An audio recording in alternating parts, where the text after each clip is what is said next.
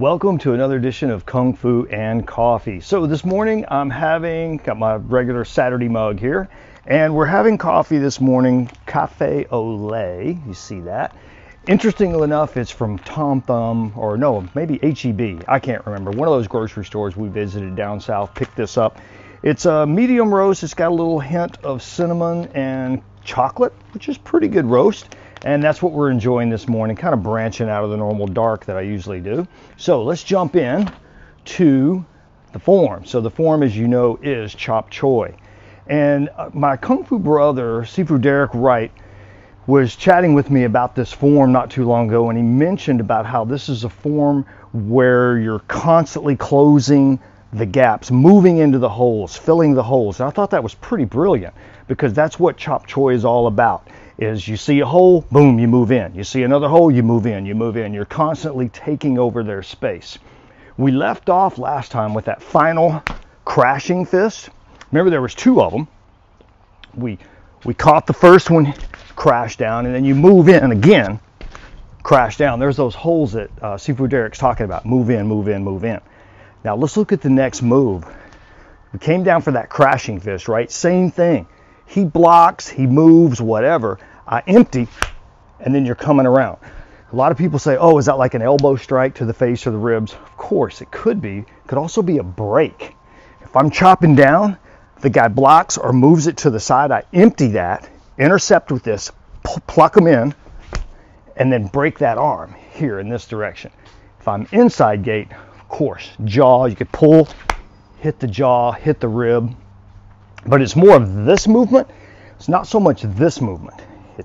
It's here. So I'm coming down, crash, here. Here's the next move. Again, advancing forward. Check this out. All right, let me do it towards you. From here, watch. Right in there. So again, I'm moving forward. I went from horse stance, forward stance, with a little bit of a Mantis hop, closing the gap. So what's that doing? Well, like in Chop Choy we talked about, or sorry, not in Chop Choy, in Sao Bat Sao we talked about, here could be a chin ah, trapping the guy's wrist, breaking the arm here, turning your hand out of a grab, something along that. But what I'm thinking about with Chop Choy is from here, if I go to hit the person or break the arm, they stop the break, maybe catch the arm, I turn it over, catch them in a chin ah, or either break their arm. Look at the move that follows. Kick, and then come back with a second elbow, which is a throw, which we're going to talk about in the next one, next time we all get together. Here, here, break, and here. Notice my hands. I'm breaking. So I'm catching the arm here and here. Plucking down with that kick. Sifu Fog shared with me that that's pretty exclusive to the Chuliang lineage, of adding that break with the pull as opposed to just the pull. I like either one. You do a lot more damage, obviously, coming here, breaking the knee, and then the arm as well. So in most of our sets, it's this type of movement with the shin kick. Let's look at it again.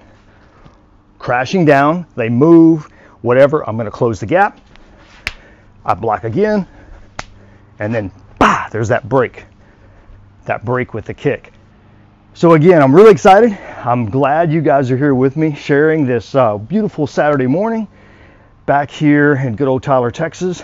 And I appreciate you all being here for another edition of Kung Fu and Coffee.